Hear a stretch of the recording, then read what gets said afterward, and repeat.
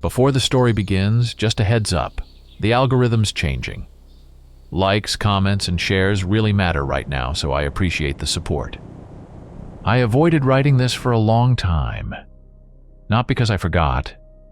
If anything, the problem is that I remember too well. Some things don't fade. They settle in beneath language, where you carry them without ever really touching them. After a while, you realize that keeping them contained doesn't make them smaller. It just lets them rot. There's no official way to tell this story.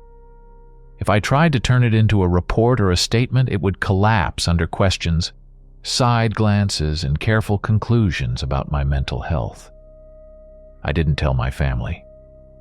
I didn't explain it to coworkers. The few people who know don't talk about it either.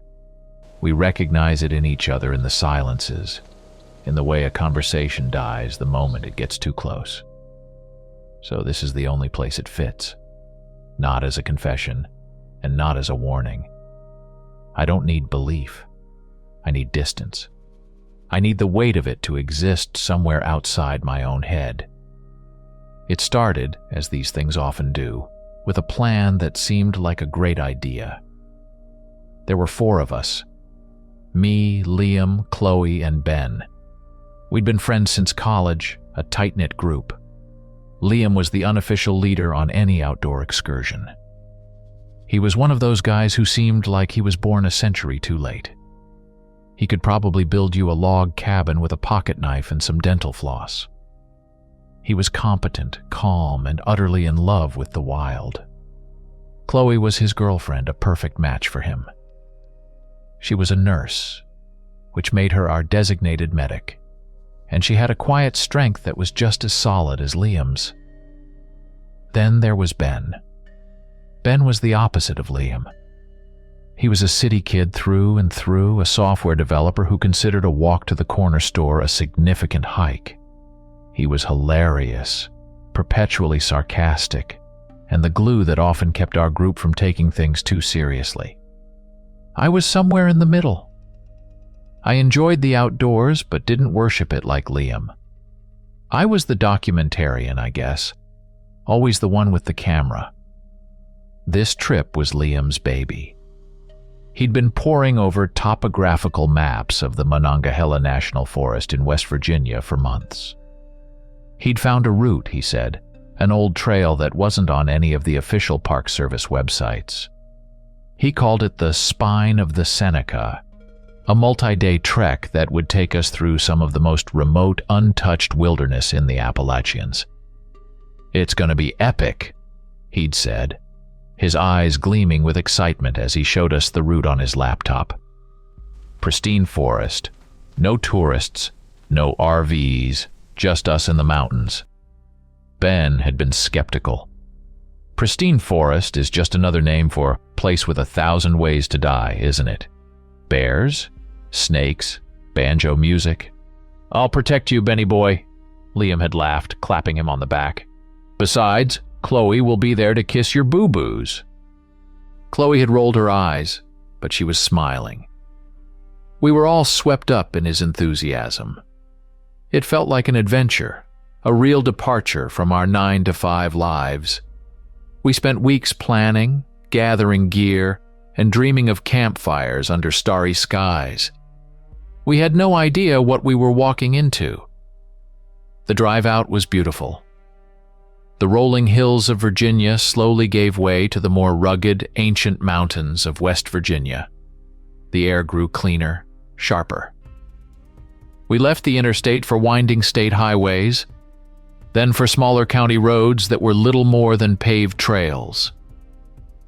By the time we reached the spot Liam had marked as our starting point, the asphalt had given way to a gravel track that ended abruptly at a wall of trees. "Here we are," Liam announced, killing the engine. The edge of the world. The forest was dense, a thick tapestry of greens and browns that seemed to swallow the light. As we started unloading our packs, I noticed something on a large oak tree marking the unofficial trailhead. It was a carving, or maybe a totem. A small, humanoid figure, crudely whittled from a piece of pale wood, was nailed to the trunk. It was unnervingly long and thin, with stick-like limbs and a featureless round head. "Creepy little guy," Ben commented, poking it with a trekking pole. "Local arts and crafts fair?" "Probably just something to mark the trail," Liam said, though he studied it for a moment longer than usual. "Some old-timer's idea of a blaze. Let's go, we're burning daylight." We shouldered our packs and stepped into the woods. The air immediately changed. It was cooler, heavier, and smelled of damp earth and decaying leaves. The sounds of the road vanished, replaced by a profound silence broken only by the chirping of a distant bird and the rustle of our own movements. For the first few hours, it was exactly what we had hoped for. The trail, though faint, was manageable. We crossed crystal-clear streams, scrambled over moss-covered boulders, and marveled at the sheer scale of the trees. Liam was in his element, pointing out different types of ferns and animal tracks. We made camp the first night in a small clearing by a stream. Liam and I set up the tents while Chloe filtered water and Ben gathered firewood, complaining loudly about the potential for spiders in every log he picked up. We cooked our dehydrated meals over the fire and talked and laughed. It was perfect. But as the sun went down and the forest became a solid wall of blackness around our little bubble of firelight, I felt a prickle on the back of my neck. The feeling of being watched. I scanned the darkness beyond the flames but saw nothing. "It's just the woods," I told myself. "It's a big, dark, unfamiliar place. Your city brain is just freaking out." I tried to shake it off, joining in the banter as Ben told a terrible ghost story he was making up on the spot. Later, zipped into my sleeping bag, I listened to the sounds of the night. The gentle gurgle of the stream, the hoot of an owl, the whisper of the wind in the canopy. But underneath it all, I thought I heard something else, a faint, rhythmic clicking.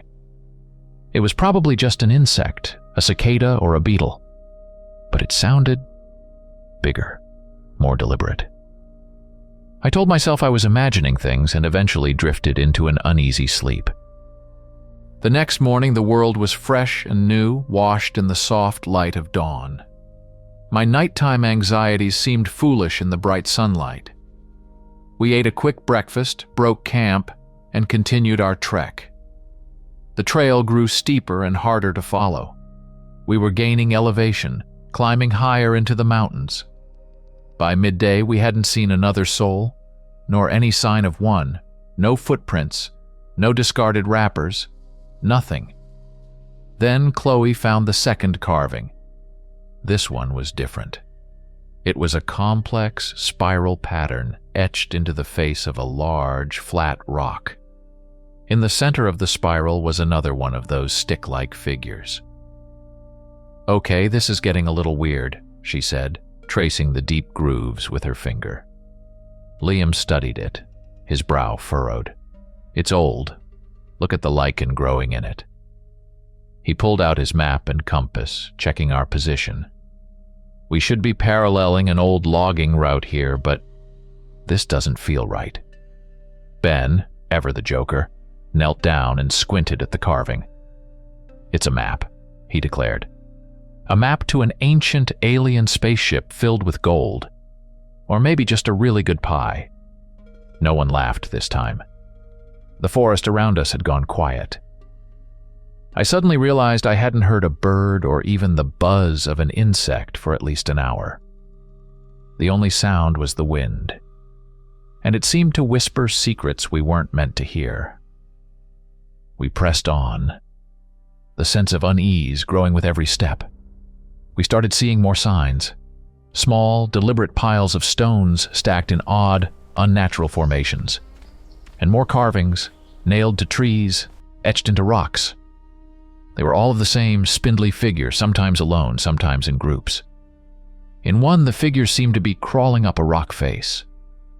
Then we heard it. The sound from my dream. A high-pitched, chittering click echoing through the trees. It wasn't an insect. It wasn't a bird. It was a wet, guttural sound, like someone chattering their teeth, but amplified, distorted. We all froze, looking at each other. "What was that?" Chloe whispered, her hand instinctively going to the small canister of bear spray on her hip. Liam held up a hand for silence, his head cocked, listening. "Probably a woodpecker," he said, but his voice lacked conviction. "Some of them can sound strange." We knew he was lying. We all did. The sound came again, closer this time, seeming to come from the ridge above us. It was followed by the clatter of a falling rock. We were being watched, or worse, stalked. The final straw was the smell. It hit us suddenly, carried on the breeze. A foul, cloying stench of rot and musk, like a butcher's shop that had lost power for a week. It was overpowering, and it made my stomach churn.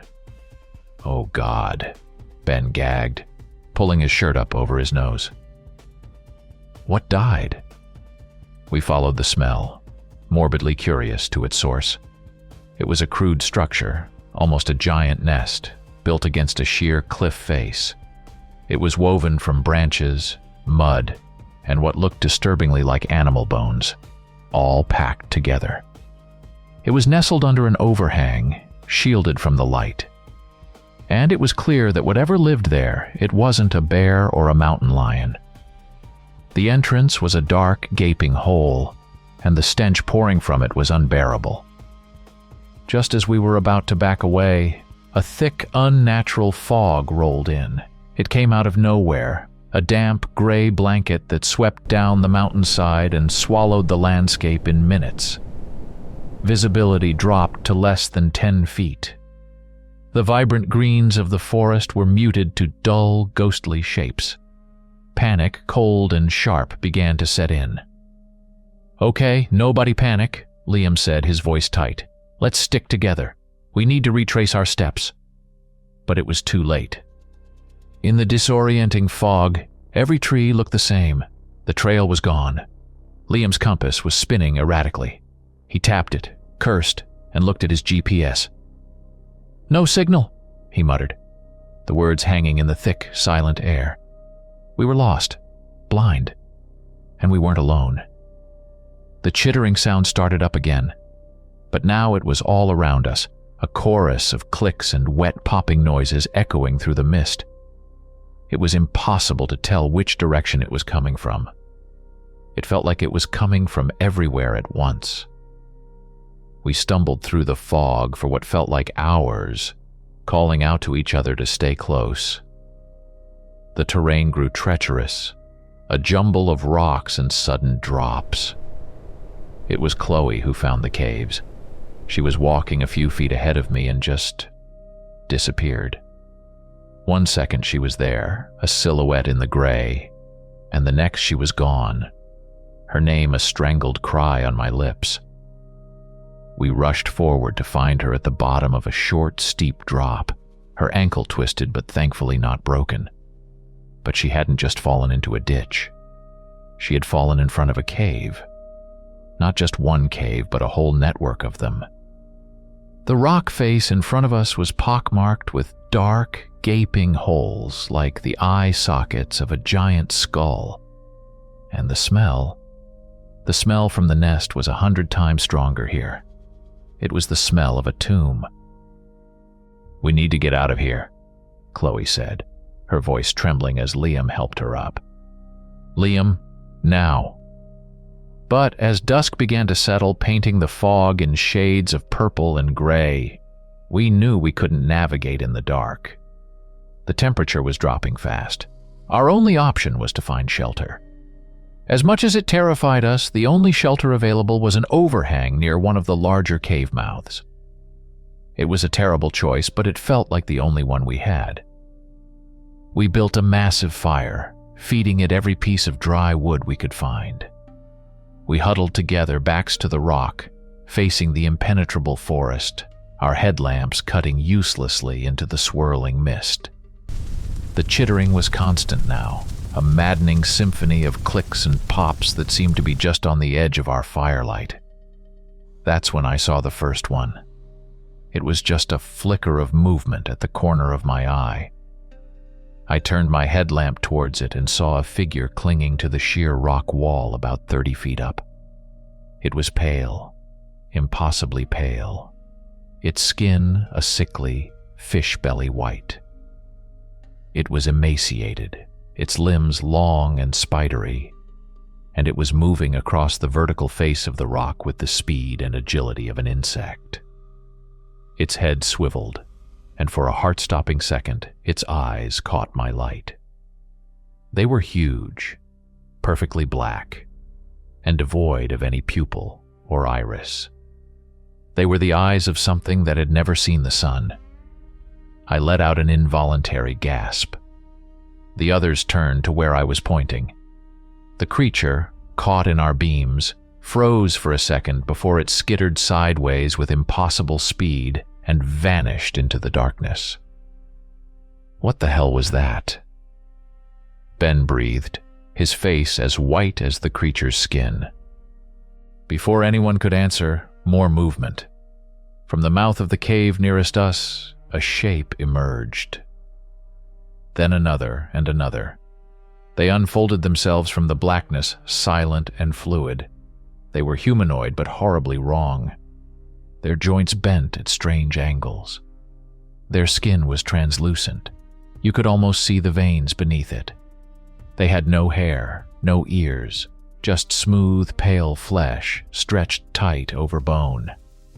They were the stick figures from the carvings, brought to life in a twisted, nightmarish form. We were frozen in terror. They formed a semicircle just beyond the reach of the firelight, their huge black eyes reflecting the flames. The only sound was the clicking, a chorus of it now, a form of communication we couldn't comprehend. Liam was the first to break the spell. "Get your packs, now! We're leaving!" he roared, grabbing a thick, burning branch from the fire to use as a torch. But it was too late. The moment we moved, they attacked. It wasn't a charge. It was an explosion of motion. They didn't run. They swarmed, scuttling on all fours with that same unnatural insect-like speed.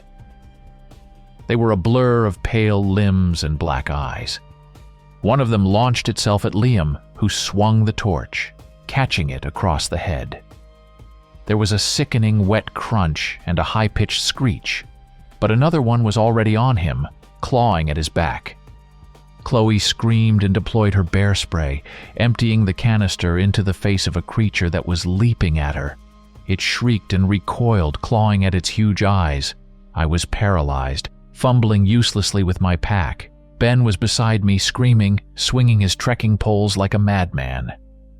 One of the creatures, smaller than the others, darted under his wild swings and latched onto his leg.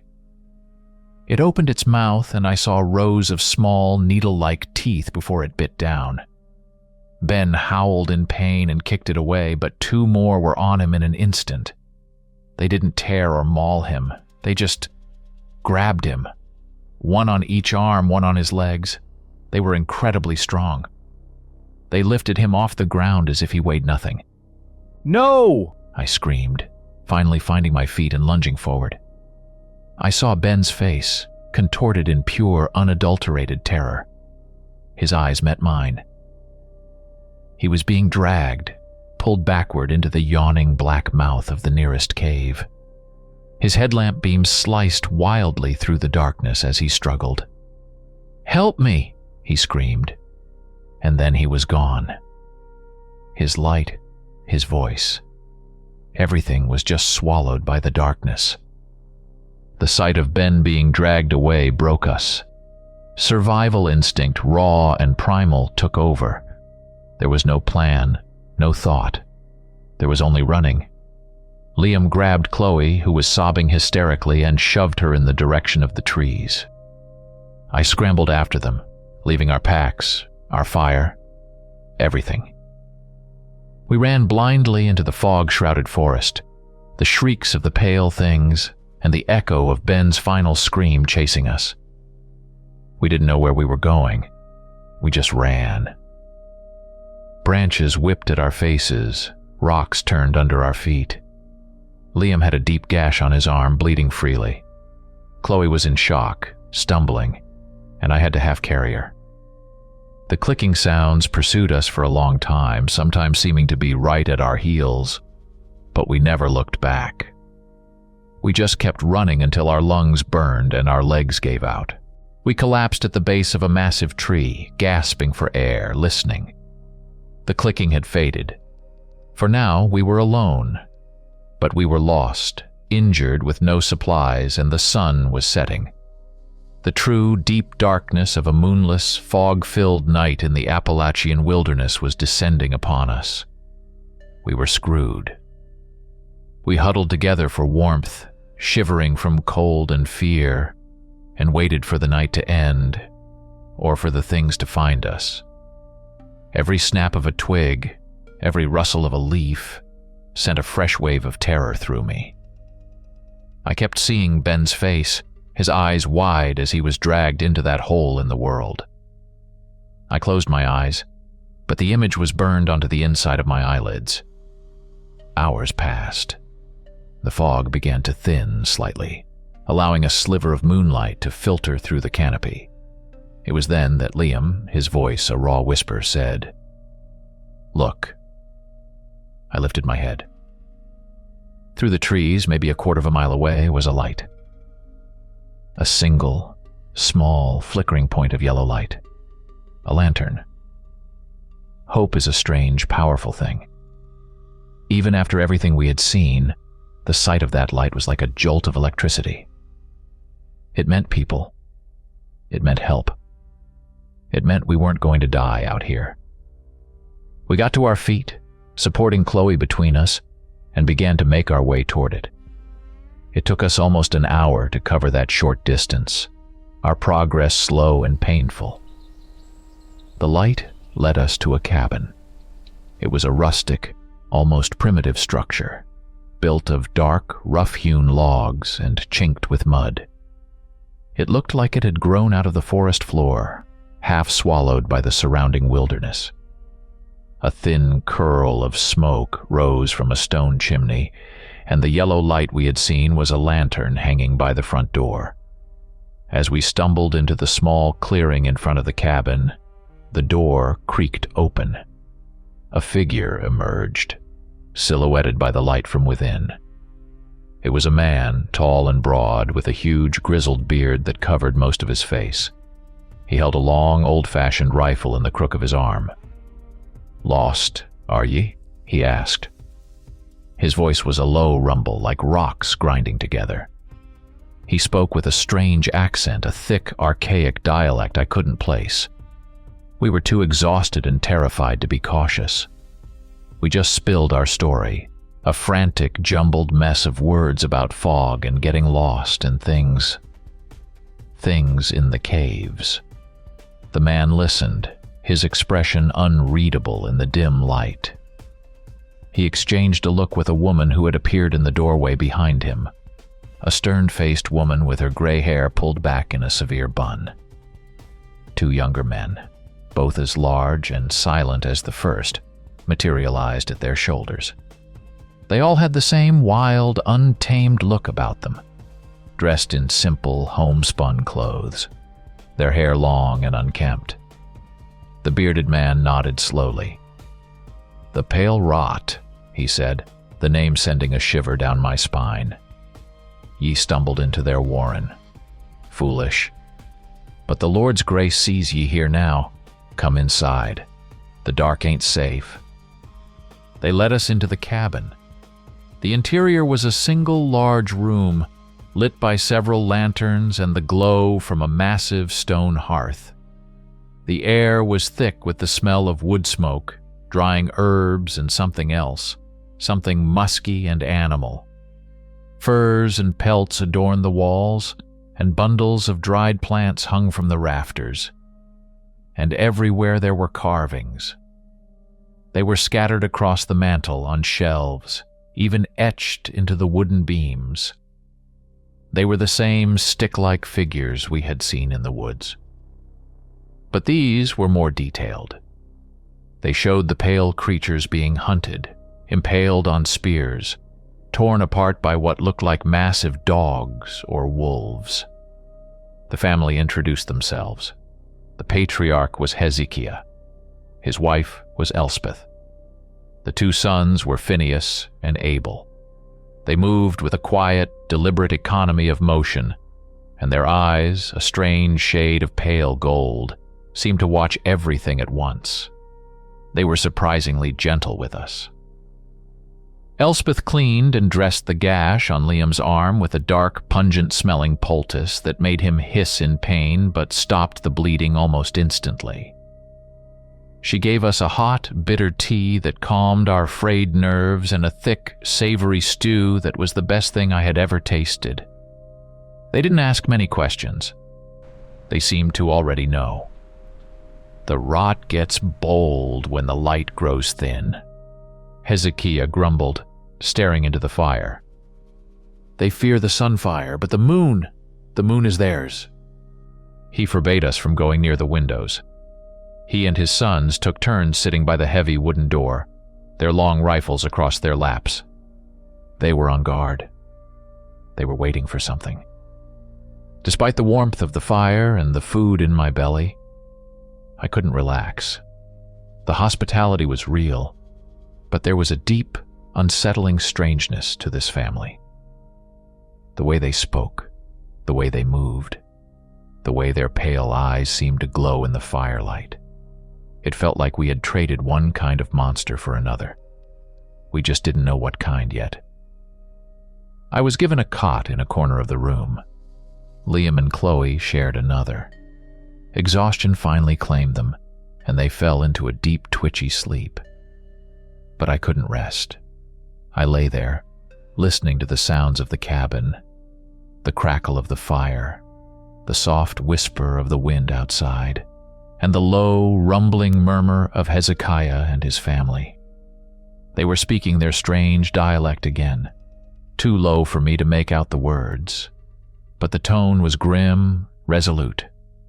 I pieced together a few words: full moon, the deep warren, blood price. They were planning something. They were preparing for a hunt. The next day was tense and quiet. The family went about their chores with a silent, focused intensity. They sharpened axes, oiled their rifles, and prepared bundles of something that looked like dried, resinous wood. They fed us but barely spoke to us. We were guests, but also spectators to a ritual we didn't understand. Liam, his arm tightly bandaged, tried to talk to Hezekiah. "We need to get back," he said.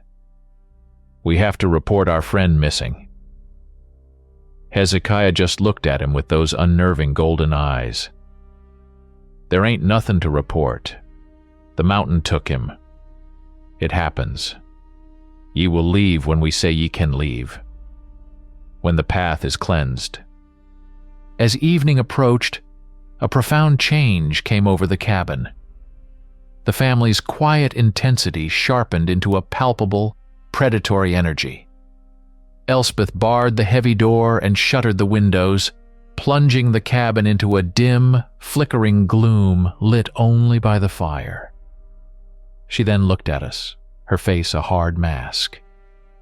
"Stay away from the door.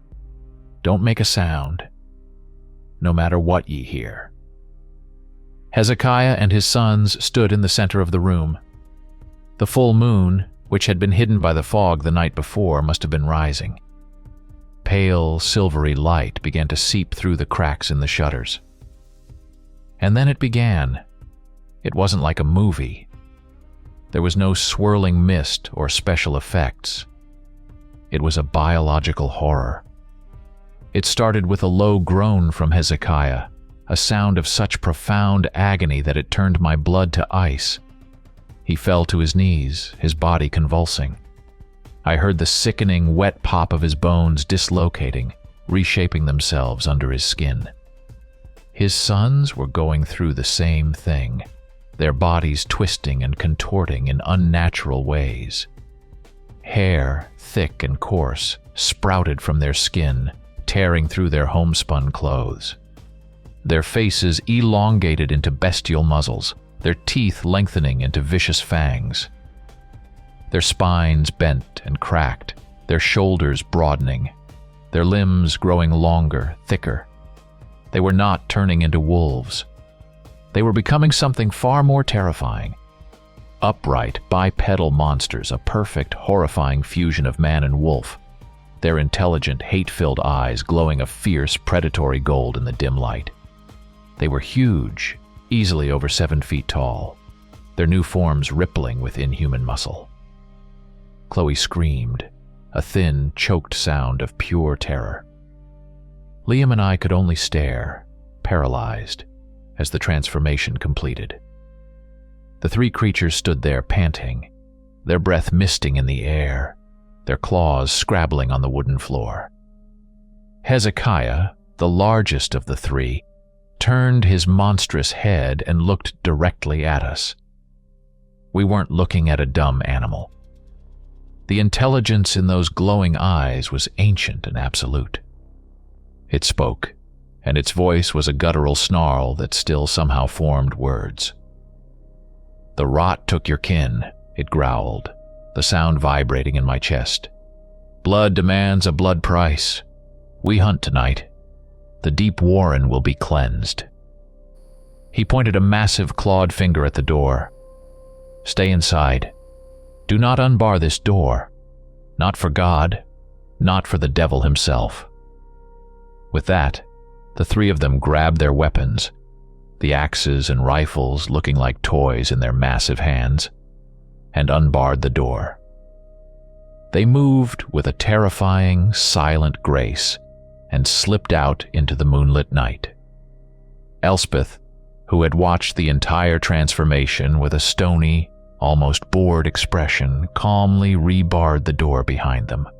She turned to us, her face impassive. "It'll be over by dawn." The hours that followed were the longest of my life. We huddled together in the corner, as far from the door as possible, listening. The sounds that drifted back from the forest were the sounds of a private, brutal war. The unearthly, high-pitched shrieks of the pale creatures were mixed with the deep, guttural roars of the hunters. We heard the splintering of rock, the wet tearing of flesh, and screams that were cut off abruptly. It was a symphony of slaughter, and we were trapped in the front row. Just before dawn, they returned. The door was unbarred, and they entered, one by one. They were covered, head to toe, in a viscous, pale fluid that smelled like spoiled milk and copper. It dripped from their fur and claws.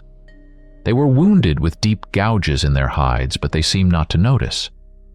They moved to the center of the room, and, with the same agonizing groans as before, their bodies began to contort and shrink, the fur receding, the bones snapping back into their human configurations. In a few minutes, Hezekiah, Phineas, and Abel stood before us, naked, bloody, and exhausted, but undeniably human once more. Hezekiah walked over to me. His face was grim, his eyes heavy with a weariness that seemed centuries old. He held out his hand. In his palm was a small, familiar object, caked in dirt and that same pale slime. It was Ben's compass. "They have no use for this now," he said, his voice back to its gravelly human rumble. "The nest is empty. The deep places are quiet." He offered no other explanation. He didn't have to. The next morning, the family gave us water and a small amount of dried meat. They led us to the edge of their clearing and pointed us toward a barely visible game trail. "Follow this path," Elspeth said. "It will take you to the river. Follow the river downstream, and you will find a road. Do not come back to these mountains, and do not speak of what ye saw here. The world of men has no place for such things." We stumbled away from the cabin without looking back. The hike out was a blur of exhaustion and shock. The path they showed us was direct, and by late afternoon we found the river and then, blessedly, a paved road. We followed it for miles until a pickup truck stopped for us. The driver, a kind-faced farmer, looked at our ragged state and didn't ask too many questions. He just drove us to the nearest town. At the sheriff's office, we told a rehearsed, believable lie. We said we got lost in the fog, that Ben had slipped and fallen down a ravine. We said we searched but couldn't find him. A search and rescue team was organized. They scoured the mountains for a week. They found our abandoned campsite, our gear scattered and torn. They said a bear must have gotten into it. They never found the caves. They never found any sign of the pale rot. And they never ever found Ben. It's been 6 months since then. I'm back in my apartment, back at my job. I try to pretend it was all a dream, a shared hallucination brought on by fear and exhaustion. Liam and Chloe moved away. We text sometimes, but we never talk on the phone. We can't. There are no words for what we saw, but I know it was real. I have Ben's compass on my nightstand. Sometimes, late at night, when the city is quiet, I think I can hear a faint clicking sound from the dark corners of my room. When I catch my reflection in a dark window just for a second, I sometimes think I see a pair of huge, black eyes staring back at me from behind my own. I don't know what we stumbled upon in those mountains. I don't know if the family was protecting the world from the pale rot, or if they were just two ancient evils locked in a territorial war. I don't know what would have happened if we hadn't found that cabin. I'm writing this down because I feel like I'm coming apart. I feel like something followed me back from that forest. I need to know if anyone else has ever seen anything like this. I need someone to tell me I'm not crazy. Please, tell me I'm crazy. Story 2. So I'm not really sure how to start this. I've never been one for posting personal stuff online, especially not on forums. I'm more of a lurker. But I'm in a situation here, and I honestly don't know who else to talk to. My friends would think I've lost my mind, and I can't exactly call the police about this. They'd laugh me out of the station. This seems to be the only place where people might understand, or at least have heard of something similar. You guys are all about old houses, their quirks, their histories. Maybe someone here knows something, anything. My name is Liam. About 4 months ago, I did something I've been dreaming of since I was a kid. I bought a real honest-to-God old house. Not one of those new constructions designed to look old, but a genuine piece of New England history. It's a Second Empire Victorian, built in 1878, just outside a small, sleepy town in Rhode Island that you've probably never heard of. It's got all the bells and whistles, a mansard roof, intricate gingerbread trim, a wraparound porch, even a little turret that looks like a wizard's hat. It was a foreclosure, which is the only reason I could afford it. The place needed work, a lot of it, but it had good bones, as the realtor kept saying. I fell in love with it the moment I saw it, standing there on its overgrown acre of land, looking proud and a little bit sad, like a forgotten queen. The first couple of months were bliss, hard work but blissful. I spent every waking hour I wasn't at my graphic design job covered in sawdust and paint fumes. I refinished the original hardwood floors, which were buried under 3 layers of hideous linoleum and shag carpeting. I stripped paint from the ornate door frames, discovering intricate carvings underneath. I felt like an archaeologist uncovering the house's past. Every day was a new discovery. An old newspaper from 1923 used as insulation in a wall, a little toy soldier tucked away under a floorboard, a faint pencil inscription on a closet wall dating back to 1901. The house had a feeling, a presence, but it was a good one. It felt calm, peaceful. It felt like a home that had seen a lot of life and was happy to have life in it again. The town itself is quaint. It's the kind of place where everyone knows everyone's business, but in a mostly harmless way. They were curious about the city guy who bought the old Hemlock place. That's what they called it. The Hemlock House. I learned from the folks at the local hardware store that the Hemlock family had built it and lived in it for generations, until the last of them, an old woman named Alara Hemlock, passed away a few years back. The family had been reclusive, especially towards the end. No one seemed to know much about them, just that they kept to themselves. The problem started subtly. It's an old house. You expect noises. The creak of the floors, the groan of the pipes, the wind whistling through the eaves. I got used to those sounds. They became part of the house's lullaby. But then a new sound started. It came from directly above my bedroom, the attic. At first it was just a faint scratching, a skittering sound. Squirrels, I told myself. Or maybe a raccoon found a way in. Annoying, but not a big deal. I'd set a trap, patch up the hole, problem solved. I put it on my ever-growing to-do list and tried to ignore it. But the sound didn't stay simple. It began to change. The scratching became less frequent, replaced by a soft, fluttering sound. A dry, papery rustling, like a deck of cards being shuffled over and over in the dark. It was a constant, low-level noise that was just present enough to be unsettling. I was working late one night finishing up a logo design for a client. The house was dead quiet except for the hum of my computer and that persistent rustling from above. I had headphones on, listening to some ambient music to help me focus. At some point, I took them off to go get a cup of coffee, and in the sudden silence, I heard it clearly for the first time. It wasn't just rustling. Underneath it, woven into the texture of the sound, was something else. A low, continuous murmur. My first thought was that the wind was playing tricks on me, or maybe it was a branch scraping against the roof. I stood there, stock still in the middle of my living room, straining to listen. It was a rhythmic, rising and falling cadence.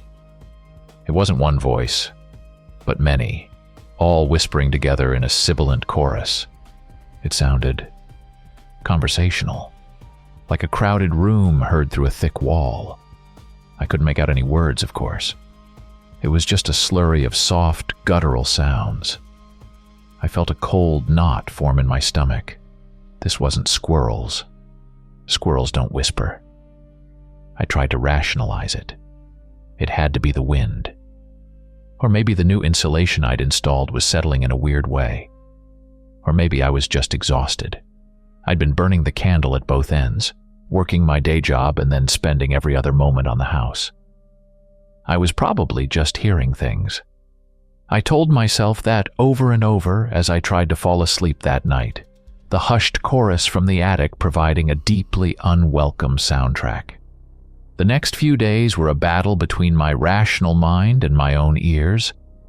I'd be reading a book, and I'd have to stop and listen. Was that just the house settling, or was it them? The whispering wasn't constant, but it was frequent. It seemed to be most active at night, a low thrum of sound that vibrated just at the edge of hearing. It was driving me insane. The peaceful feeling of the house was gone, replaced by a low-grade, persistent anxiety. I felt like I was being watched from my own ceiling. Finally, I couldn't take it anymore. I had to know what was up there. One Saturday morning, armed with a powerful flashlight and a crowbar, just in case, I pulled down the rickety folding ladder to the attic. The air that puffed out was thick and musty, smelling of ancient dust and something else. Something sharp and acrid like ammonia. I climbed the ladder, my heart hammering against my ribs. I felt ridiculous. I was a grown man, scared of noises in my own house. I pushed the attic hatch open and shone my flashlight into the darkness. The beam cut through a century of dust motes, illuminating a vast, cavernous space. The underside of the mansard roof created strange, sloping angles. The space was filled with the usual detritus of a long-occupied home. Old trunks, broken furniture shrouded in white cloths like sleeping ghosts, stacks of yellowed books and magazines. And hanging from the high central rafters, clustered together in a dense, writhing mass, were the source of the noise. Bats. But they were unlike any bats I had ever seen. They were huge, for one thing. Easily a 2-foot wingspan on the larger ones. Their bodies were thick and covered in coarse, dark fur, and their faces were wrong. Not the cute, pig-like faces of fruit bats or the wrinkled visages of common brown bats. These were sharp and vulpine, with long canine-like snouts and ears that were too large and pointed. They hung there in a massive, shifting carpet, their bodies pressed close together. There must have been hundreds of them. As my light hit them, a ripple went through the colony. Hundreds of heads turned in my direction. Hundreds of pairs of tiny ruby-red eyes glittered back at me from the darkness. The fluttering sound intensified as they shifted uneasily. And then, the whispering rose in volume. It was them. There was no question. The sound was emanating from this writhing mass of bodies. And now, without the floor muffling it, I could hear it more clearly. It wasn't just random whispering. It had a structure, a syntax. It was a language. The sounds were guttural, full of hard consonants and rolling R's. It was rhythmic, almost liturgical. And in that moment, a memory from a long-forgotten high school class surfaced, and I felt a jolt of pure, undiluted dread. It sounded like Latin. I didn't move. I couldn't. I just stood there on the ladder, half in and half out of the attic, my flashlight beam trembling. They watched me, and the strange, blasphemous chorus of their whispers filled the space. It felt ancient, evil. I was looking at something that shouldn't exist, something that defied all the rules of nature I understood. I don't know how long I was there, mesmerized in a state of sheer terror. A minute? 10? Eventually, one of the larger bats detached itself from the mass. It spread its leathery wings, a dark shadow against my light, and let out a single sharp click. The whispering stopped instantly. The silence that followed was somehow more terrifying than the noise had been. The bat stared at me, its red eyes seeming to hold a malevolent intelligence. Then it opened its mouth, revealing rows of needle-like teeth, and hissed. It was a dry, sibilant sound that sent a wave of cold down my spine. That broke the spell. I slammed the attic hatch shut so hard I'm surprised it didn't break, and scrambled down the ladder, my hands shaking so badly I nearly fell. I ran into my bedroom and locked the door, as if that would do any good. I sat on my bed, panting, trying to process what I had just seen. Giant, dog-faced bats that whispered in what sounded like Latin. It was impossible.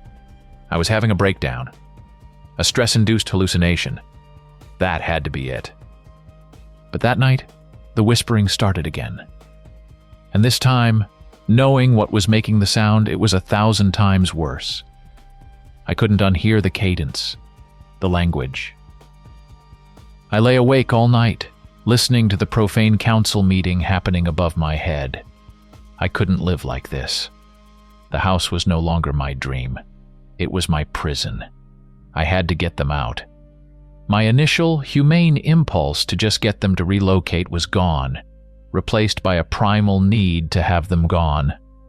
I didn't care how. I started making calls the next morning. I called every pest control and animal removal service within a 100-mile radius. The responses were all the same. How big did you say they were? A 2-foot wingspan?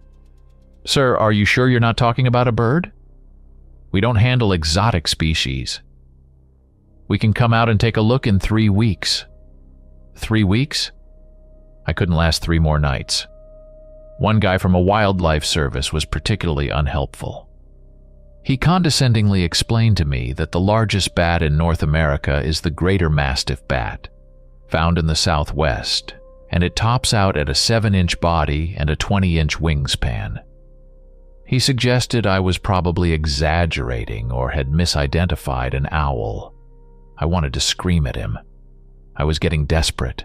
I was exhausted, paranoid, and living on a diet of coffee and fear. I started looking through the junk left in the house, hoping for, I don't know what, a solution. In the drawer of an old desk in the study, tucked beneath a stack of faded stationery, I found a thin, yellowed phone book for the local county, probably from the late 90s. I flipped through it out of sheer desperation, my fingers tracing the lists of plumbers and electricians. And then I saw it, under pest control. It was a small, simple box ad. No logos, no flashy graphics. Just text. Silver Fang Pest Control for problems big and small. No nest too stubborn, no pest too strange. Emergency service available. The name was odd. It sounded like a Dungeons and Dragons guild. It was cheesy, over the top, but the words "no pest too strange" and "emergency service" jumped out at me. I was dealing with strange, and this was definitely an emergency. The number was local. What did I have to lose? I picked up my cell phone and dialed. A man answered on the second ring. He didn't say the company name, just a low, gravelly, "Yeah? Hello," I stammered. "I'm looking for Silver Fang Pest Control." There was a pause. "Who's asking?" He grunted. "My name is Liam. I found your number in an old phone book. I have a pest problem. A bad one. With bats." Another pause. I could hear something in the background, a harsh scraping sound, like metal on stone. "What kind of bats?" he asked, his voice flat, uninterested. They're big," I said, feeling my throat tighten. "Unusually big, and there are a lot of them in my attic." "How big?" "Like a 2-foot wingspan." The scraping in the background stopped. I heard him take a slow breath. "Where are you?" he asked, and for the first time there was a flicker of interest in his voice. I gave him my address, the old Hemlock Place. He was silent for a moment. "Hemlock Place," he said, more to himself than to me. "Yeah, we know it. We can be there tomorrow, midday." I felt a wave of relief so powerful my knees went weak. "Really? That's amazing. What are your rates? Do you take credit cards?" "We'll see the job. We'll name the price," he said gruffly. "Cash only." And then he hung up. I stood there, the dial tone buzzing in my ear. The whole exchange was weird, unprofessional. But they were coming. Tomorrow. The thought of a quiet night, a silent attic, was the most beautiful thing I could imagine. I didn't care how weird they were as long as they could get the job done. I clung to that hope like a drowning man to a piece of driftwood. I had no idea that I was about to be pulled from the frying pan and thrown into the heart of a forge. The next day I waited. I was a nervous wreck. Every creak of the house made me jump. The whispering from the attic seemed louder, more agitated, as if they knew someone was coming for them. I kept pacing, looking out the window, waiting for a professionally decaled truck to pull up my long gravel driveway. Around noon, I saw it. It wasn't what I expected. It was an old, beaten-up panel van, the kind of vehicle that looks like it's been used for everything from hauling scrap metal to kidnapping. It was painted a faded, indeterminate dark color, maybe gray or green, and was splotched with primer and rust. There was no company name painted on the side, but as it got closer, I saw a single small emblem stenciled on the driver's side door. It was a stylized, almost tribal-looking wolf's head, its fangs prominent. Beneath it, in faded white letters, were the words, "Silver Fang." The van shuddered to a stop. The engine cut out with a rattling cough. For a moment, nothing happened. Then the driver's side door creaked open and a man emerged. He was tall and rangy, with a shock of iron-gray hair and a face that looked like it had been carved from granite. He wore a simple dark gray work shirt and stained jeans. The passenger door opened, and a second man got out. This one was younger, bigger, built like a linebacker, with a thick black beard and watchful eyes. They both moved with a strange, deliberate economy, no wasted motion. As they approached the porch where I was standing, I caught their scent. It wasn't just the normal smell of men who work hard. It was a musky animal smell. A damp, earthy odor like wet fur and cold soil. The smell of a kennel or a den. It was deeply unsettling. "You're the fella that called?" the older man asked. His voice was the same gravelly rumble from the phone. He didn't offer a name or a handshake. "Yeah, I'm Liam," I said, trying to sound more confident than I felt. "Thanks for coming out so fast." He just nodded, his pale eyes scanning the house, lingering on the roofline above my bedroom. "Show us the problem," he said. I led them inside. They moved quietly for such large men, their work boots barely making a sound on the hardwood floors. The house seemed to react to their presence. The air grew heavy, charged. I took them to the hallway with the attic ladder. "They're up there," I said, pointing. "Like I said on the phone, they're big, and they make noises." The younger bearded man looked at the attic hatch and sniffed the air, a quick, sharp intake of breath through his nose. He glanced at the older man and gave a subtle, almost imperceptible nod. "We'll need to take a look," the older one said. "Could you make us some lunch first? We didn't have time to eat." The request was so bizarre, so out of place that it threw me completely off guard. Sure," I stammered. "I've got stuff for sandwiches. Turkey ham?" The older man gave me a thin, humorless smile. "We brought our own," he said. "Just need a place to sit." I pointed them towards the kitchen, my mind reeling. This was getting stranger by the second. I followed them in and watched as the younger man went back out to the van and returned with a small, dented metal cooler. He set it on my antique dining table with a heavy thud. I offered them plates, drinks. They refused. The older man, who the younger one called Hawk, just opened the cooler. The smell that hit me was coppery and raw. They each pulled out a thick, lumpy parcel wrapped in butcher paper. They unwrapped them, and my stomach churned. It was meat.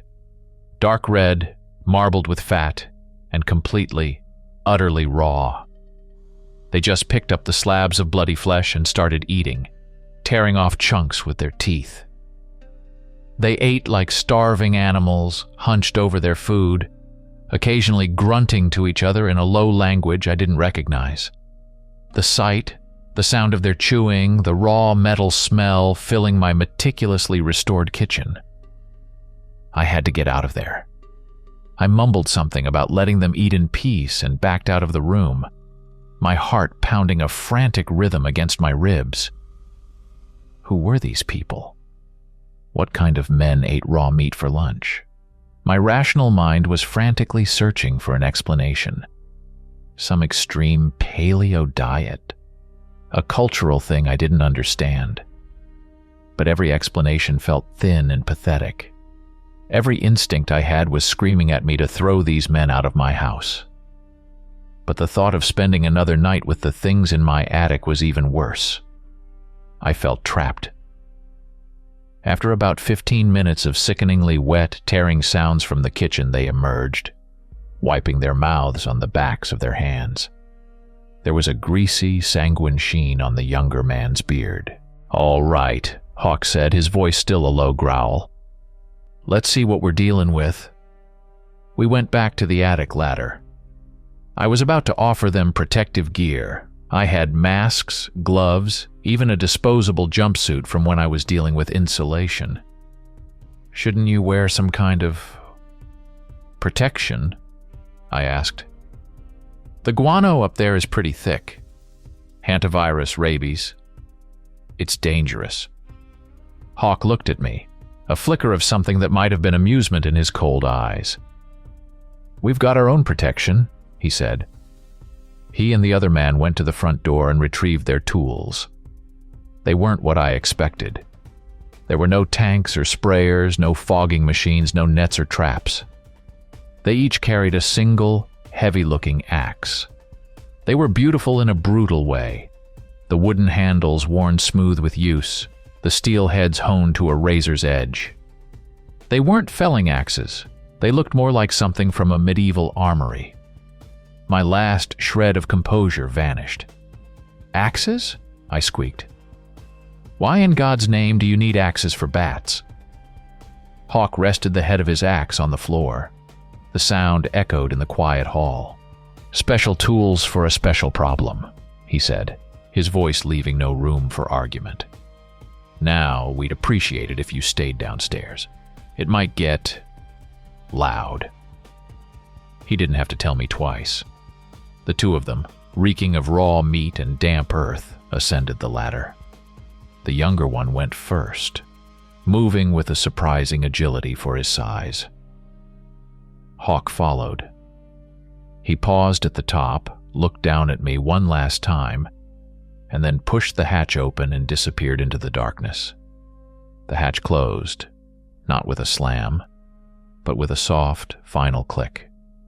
And then I was alone downstairs, in the echoing silence of my own house, with two strange men with axes in my attic, preparing to do battle with a colony of whispering demonic bats.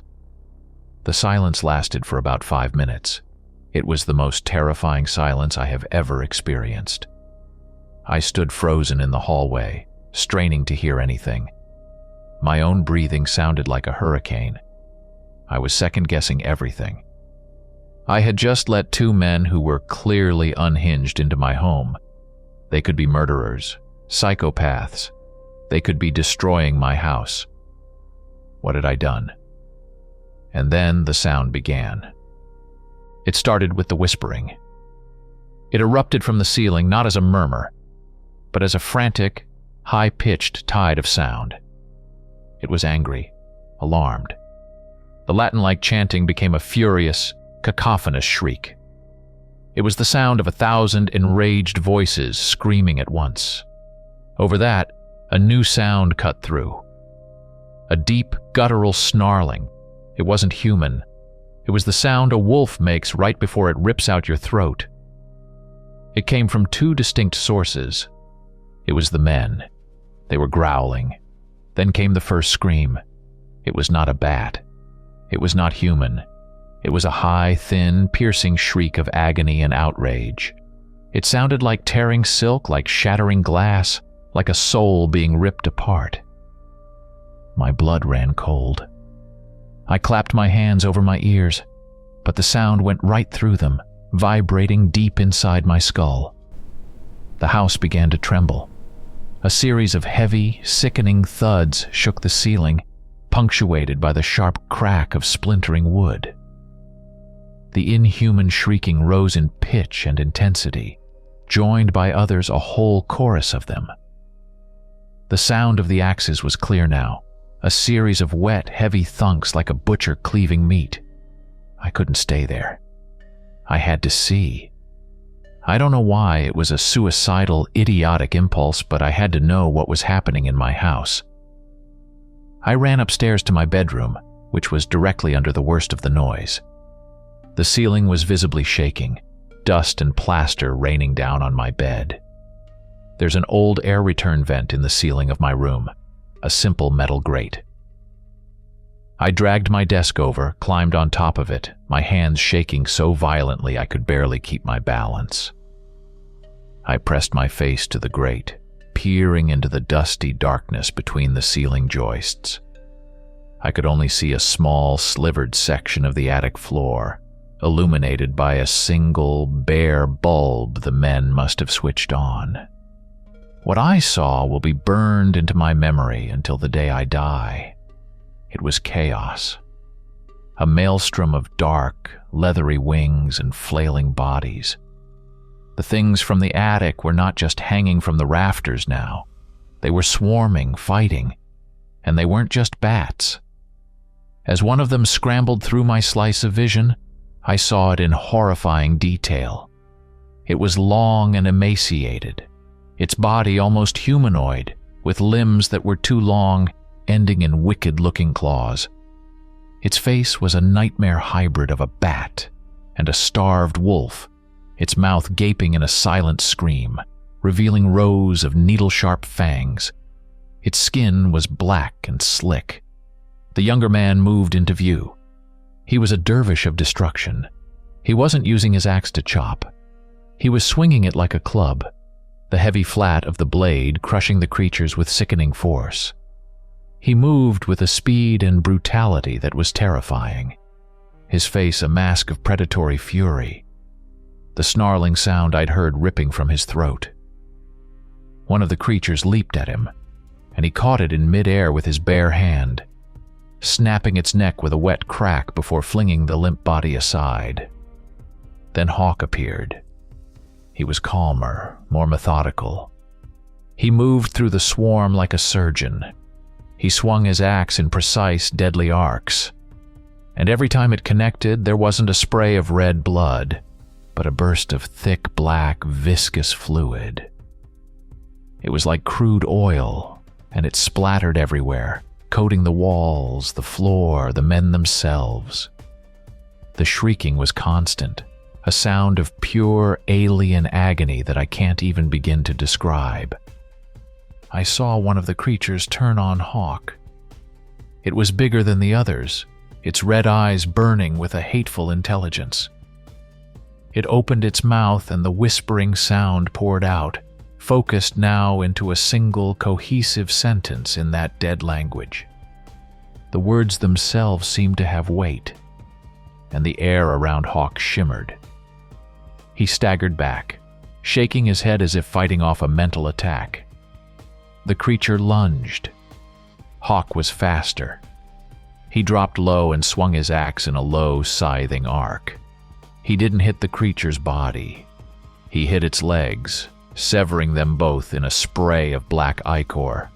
The thing fell, shrieking, and Hawk brought the axe down on its head with a final, definitive crunch.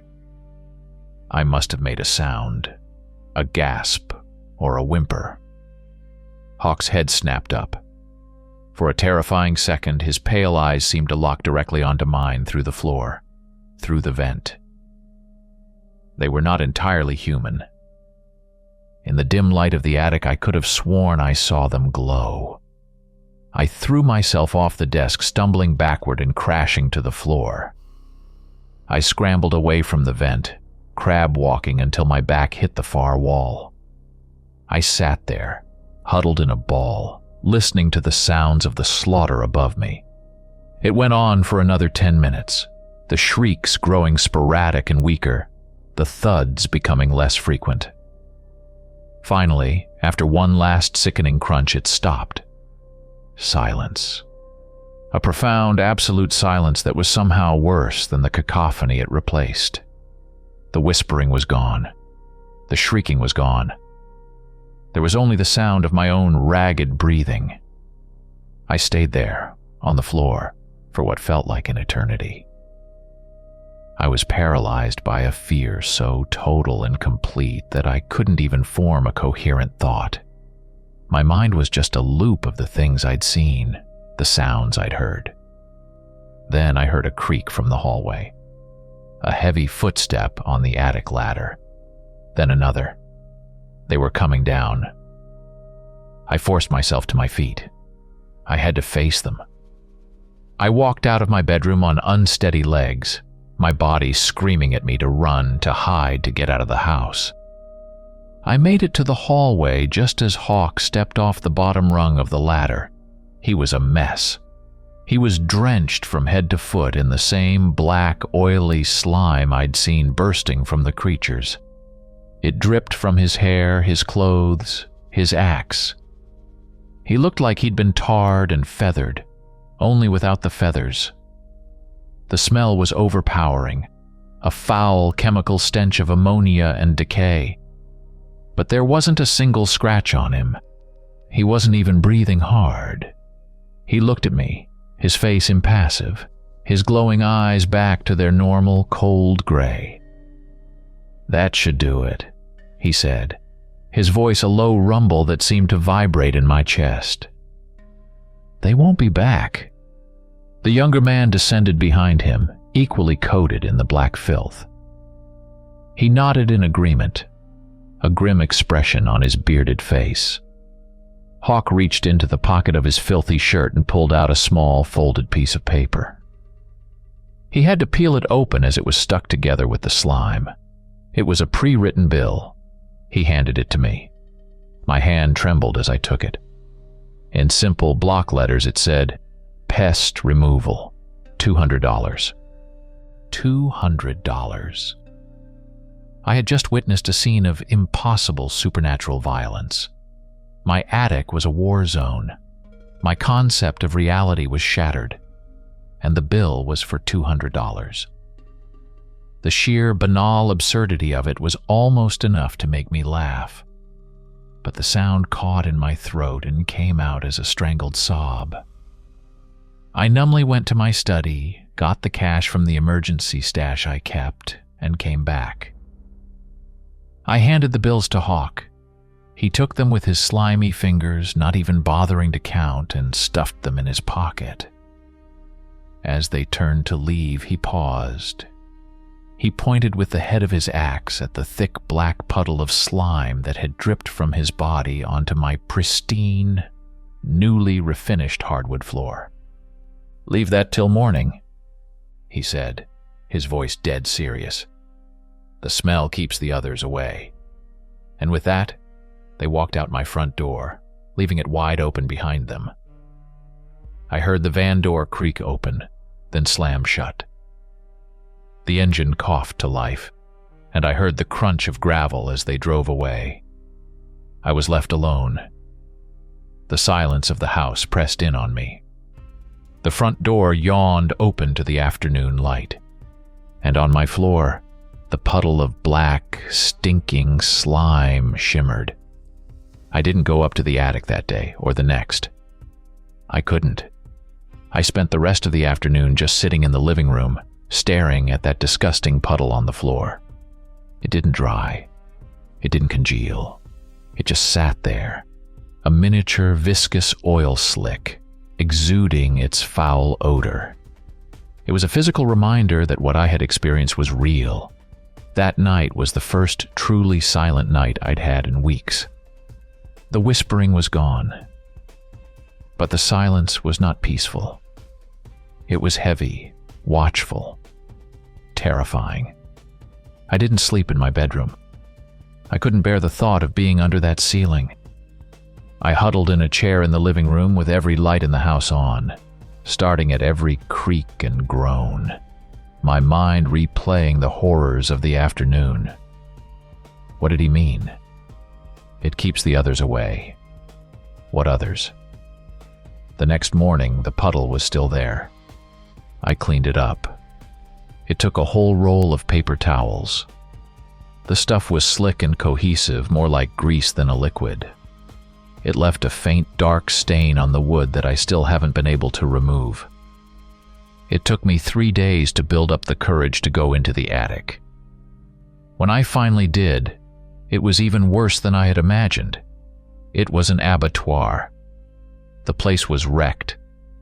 Several of the main support rafters were splintered and shattered, as if something incredibly heavy had been slammed against them. The floorboards were hacked to pieces in places. Deep, savage gouges from the axes were everywhere, scarring the wood like monstrous claw marks. And the black slime was everywhere. It was spattered across the walls, dripping from the rafters, pooled in the corners. The sheer volume of it was staggering. But that wasn't the most disturbing part. The most disturbing part was what wasn't there. There were no bodies, no carcasses, no bones, no wings, no scraps of fur or skin. Nothing. There was no physical evidence that hundreds of creatures had been systematically slaughtered up there, other than the destruction and the slime. It was as if they had simply dissolved. I've been living in this house for 2 months since that day. The silence from the attic remains absolute. But the house doesn't feel peaceful anymore. It feels empty, but also alert, like it's holding its breath. I feel like a trespasser here now. I can't shake the feeling that I'm being watched, not from the attic, but from the woods that surround the property, from the darkness outside my windows at night. I did what any sane person would do. I tried to find them. I searched online for Silver Fang pest control. Nothing. Not a single hit. No website, no reviews, no business listing. It's like they don't exist in the digital world. The phone number they called me from is disconnected. I drove through the surrounding towns looking for their van, for their strange wolf's head logo. Nothing. It's like they emerged from the 1990s phone book, dealt with my impossible problem, and then vanished back into whatever obscurity they came from. So that's why I'm writing this. I'm laying it all out, as honestly as I can remember it. I know how it sounds. I sound like a crazy person. But I have a stain on my floor and a butcher shop in my attic that says otherwise. I need to know. Has anyone, in all your research into old houses and local lore in this part of the country, ever heard of something like this? Have you ever heard of giant whispering bats? Have you ever heard of men who hunt them with axes, men who smell like wet dogs and eat raw meat? Has anyone ever heard of Silver Fang pest control? I feel like I opened a door to a world that runs parallel to our own, a world with monsters in the attics and even stranger monsters who hunt them. And now the door is closed, but I can't forget what I saw on the other side. What did they mean by the others? What happens when the smell of that black slime finally fades completely? I don't think they were exterminators. I think they were something else. And I think they just culled the local population. I don't think they're all gone, and I'm terrified that one day they'll be back. Have you ever heard of giant whispering bats? Have you ever heard of men who hunt them with axes, men who smell like wet dogs and eat raw meat? Has anyone ever heard of Silver Fang pest control? I feel like I opened a door to a world that runs parallel to our own, a world with monsters in the attics and even stranger monsters who hunt them. And now the door is closed, but I can't forget what I saw on the other side. What did they mean by the others? What happens when the smell of that black slime finally fades completely?